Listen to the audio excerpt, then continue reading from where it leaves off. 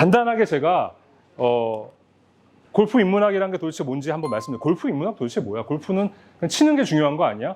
자, 치는 것도 중요하지만 여러분들 아는 만큼 골프를 치는 게 더 즐겁습니다. 그리고 아는 만큼 보인다고. 여러분 미술관에 가면 도슨트라는 전문인들이 있고, 도슨트 심지어는 그냥 리시버 꽂고 그 그림에 대한 얘기, 역사를 들어도 조금 더 그림에 대한 새로운 것들이 보이고 즐겁잖아요.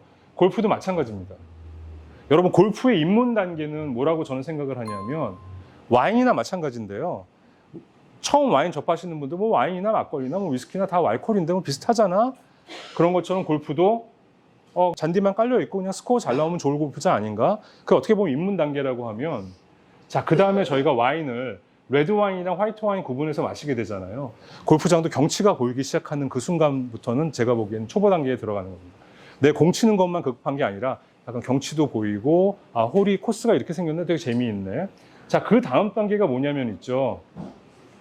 포도의 품종에 따라서 맛을 구별할 수 있고 음식과 매칭시킬 수 있는 단계인 것처럼, 이 중급 단계는 홀의 모양에 따라서 내 전략을 세워가는 그런 단계가 골프 플레이에 있어서의 어떻게 보면 중급 단계라고 할 수 있습니다.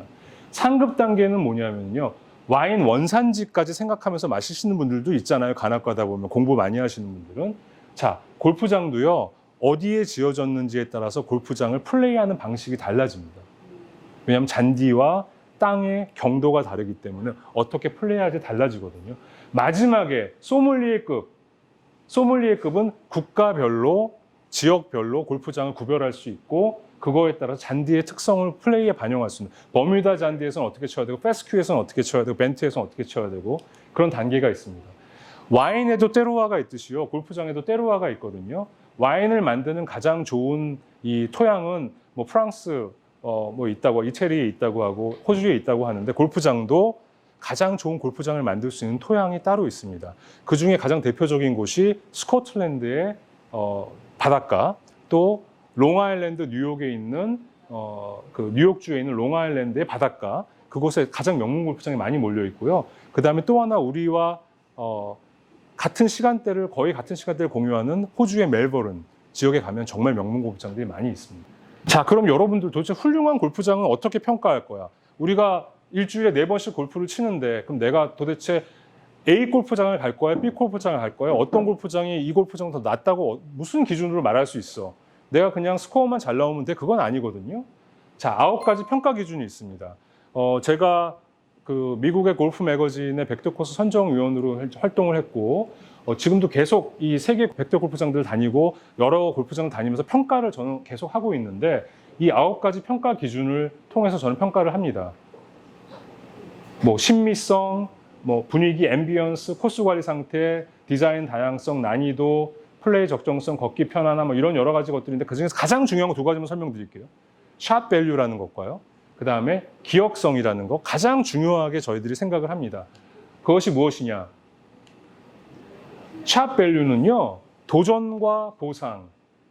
내가 이만큼 리스크를 걸었을 때, 성공했을 때 보상을 더 많이 주는. 근데 그 리스크를 걸고 플레이를 했는데 내가 실패하면 그거에 따른 페널티가 더 높아지는. 조금 더 쉽게 설명을 드리자면 변별력이라고 하는데, 여러분 우리 그 수능 볼 때 문제가 너무 쉬우면 변별력이 떨어진다고 하잖아요. 그럼 누구나 쉽게 맞출 수 있죠. 골프장 마찬가지입니다. 골프장을 너무 쉽게 만들어 놓으면 변별력이 떨어지는 거죠. 근데 또 너무 어렵게 만들어 놓으면 있죠. 다 못 맞춰요. 골프장 너무 어렵게 만들어 놓으면 다 짜증 날 거 아니에요. 그럼 그 변별력을 어떻게 적정하게 섞어서 골프장을 설계하느냐에 따라서 그 골프장이 좋은 골프장이냐 아니냐. 쉽게 말씀드리면 좌우 대칭인 평평한 페어웨이에 벙커 하나 없고 그린도 팬케이크처럼 평평한데 양쪽이 똑같다. 그럼 그거는 너무너무 쉽기 때문에 변별력이 떨어지는 골프장이겠죠. 그런데 그렇다고 해서 벙커가 공 떨어지는 데마다 한 100개가 있다, 한 홀에. 그럼 그거는 말도 안 되는 골프장이겠죠. 그럼 그것들을 어떻게 잘 조합을 하느냐에 따라서 그 홀이 변별력이 뛰어난 코스냐 아니냐를 저희는 판단할 수 있습니다. 샷 밸류가 있느냐 없느냐는 플레이를 어느 정도 내가 중급 이상은 하셔야지 그거를 말하자면 좀 느끼실 수 있을 거라고 좀 생각이 되고요. 그보다 더 쉬운 좋은 코스 판단할 수 있는 기준은 메모러빌리티입니다. 아까 말씀 잠깐 드렸었는데요. 각 홀이 다 코스 치고 난 다음에 복기가 된다. 기억이 나면 그 코스는 좋은 코스라고 할 수 있어요. 다 특색이 있다는 얘기거든요. 자, 저희가 40일 동안의 세계 일주를 했고요. 또 골프 인문학에 대한 코스를 어떻게 평가할 것인지에 대한 얘기도 했고, 그럼 도대체 제 다음번이 좀 궁금하시지 않나요? 저 인간이 또 어디를 가서 뭘 할지. 저는 다음 주 수요일 날 아시아 40일간의 골프 투어를 떠납니다. 상해로 날아가서 상해에서 태국의 방콕, 푸켓, 후아인 갔다가 베트남을 가고요. 그 다음에 한국을 다시 돌아오고, 유럽에서 오는 제 코스 평론가 친구들과 같이 조인해서 이걸 다닐 거고요. 갔다 온 다음에 이제 여름에 이 아시아 40에 대한 책을 다시 써서 이제 아마존에서 발간을 할 거고요. 10월 달에는 제가 쓴 책 유럽 편이랑 아시아 편을 가지고 샌프란시스코, 뉴욕, 애틀란타에 가서 처음으로 하는 북콘서트를 제가 할 예정인데요. 그 북콘서트 주제가 지속 가능한 골프의 미래예요. 아까 제가 잠깐 말씀드렸죠. 네덜란드에서는 농약을 안 쓴다더라. 아일랜드에서는 골프장 만드는 걸 금지했다더라. 자, 그러면 이제 기후위기를 우리가 맞닥뜨리면서 골프장이 만약에 그런 위기 속에서는 우리가 그러면 골프의 미래는 어떻게 계획을 해야 될지, 골프를 환경 친화적으로 어떻게 개발을 하고, 아까 크로돈베이 말씀드렸던 것처럼 사회적으로 어떻게 환원할지, 아이들에게 골프를 우리는 칠 수 있게 할 수 있을까? 우리나라 환경에서는. 그러면 골프를 좀 더 대중화하고 골프가 좀 더 사랑받기 위해서는 골프장과 대기업과 정부와 지자체와 우리 일반 골퍼들이 어떤 노력을 해야 될까? 이런 거에 대한 여러 가지 질문들을 저는 제 북콘서트를 통해서 현지 사람들과 함께 공유하고 그들의 의견을 들어보려는 이벤트를 계획 중에 있고요. 11월에는 있죠. 여러분들 참여하실 수 있는 골프 도슨트 프로그램을 제가 일기를 만들어서 진행을 할 겁니다. 그게 뭐냐면 오늘 못다 해드린 얘기들을 골프를 좀 더 재미있고 즐겁고 어떻게 보면 스코어도 더 잘 나오게 할 수 있고 룰과 에티켓도 배워볼 수 있고 이런 것들을 제가 과정을 만들어서 프로그램을 진행을 할 거고요. 내년 2, 3월에는 저도 너무 기대가 되는데 처음 가보는 데예요. 인도, 중동, 케냐, 남아프리카 공화국을 저는 가서 또 그들의 골프 문화를 한번 경험을 해볼 예정입니다. 케냐는 골프장 3개 있대요. 그리고 거기는 골프가 아직까지는 자리 잡지 않았지만 제가 아는 미국 지인이 거기 가서 어린이들을 골프를 가르칠 골프 프로들을 가리키고 있는 분이 미국에 있어요. 그분을 만나서 케냐를 가게 될 것 같고요. 그리고 이제 마지막은 저의 마이 골프 레시피 유튜브와 또 제가 이런 그 렉처를 각 대학의 최고 경영자 과정이나 골프 최고 경영자 과정 이런 데서 이제 강의들을 많이 하고 있거든요.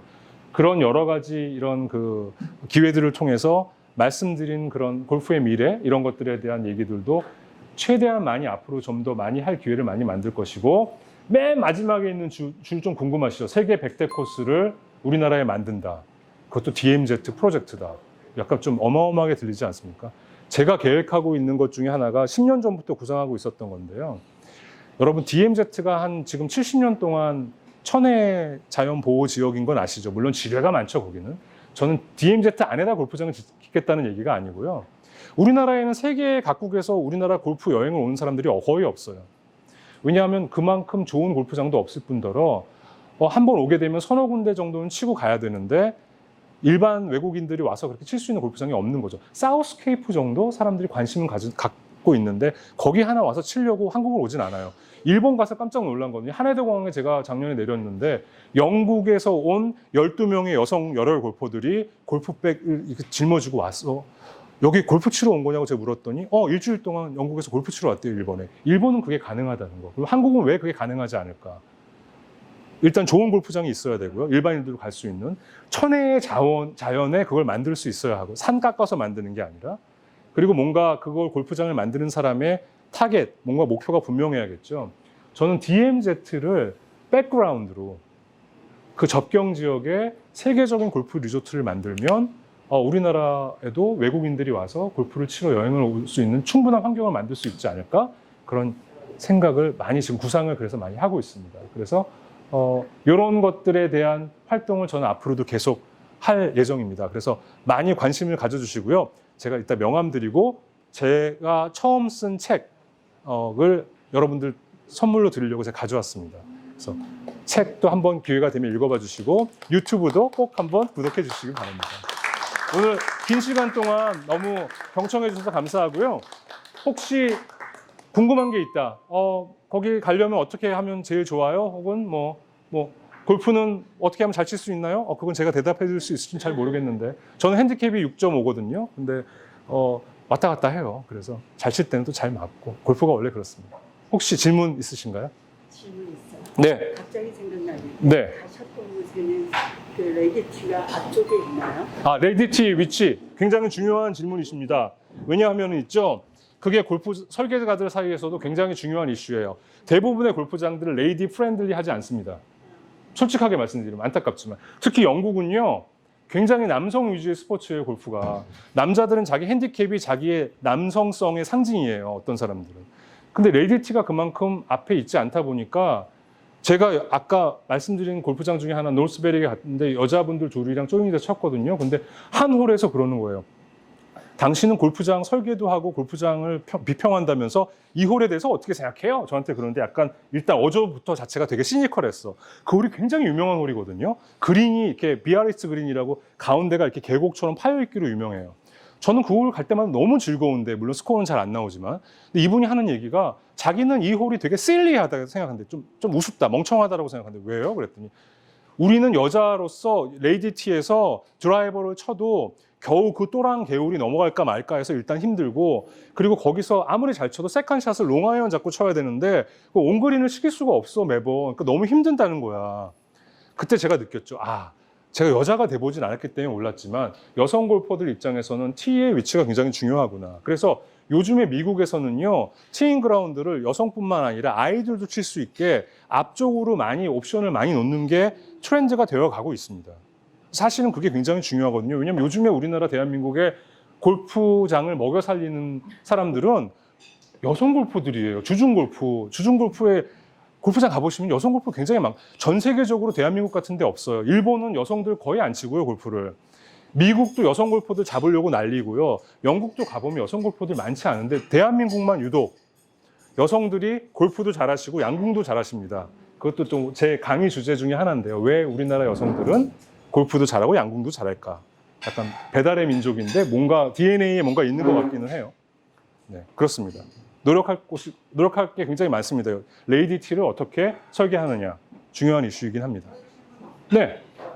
탐 심슨 같은 그 아키텍트 네. 설계를 할 때 보면은 아까 항아리 벙커라든지 이런 거 보면은 정말 벗어날 수 없는 그런 것들을 아쉽게 만드는데 그렇죠. 막상 그 설계자들이 골프를 잘 치는 저그 너무 좋은 질문이시다. 설계자들이요 골프를 못 치는 사람 많았습니다. 제가 보기에는 그래서 칠 줄 아는 사람인가 싶어요. 그렇죠. 재밌는 거는 앨리스터 맥킨지라고 그 어거스타 내셔널 설계하고요. 미국의 사이프러스 포인트라는 유명한 데 설계하고 정말 명문 코스들 많이 설계한 사람이 있거든요. 그분은 내과 의사였어요. 케임브리지 나오고 내과 의사였는데 환자들이 자기 찾아오니까 이렇게 얘기했대요. 당신 안 아프고 싶어? 그럼 골프 치세요. 그럼 나를 볼 일이 없을 거야. 6개월 안에.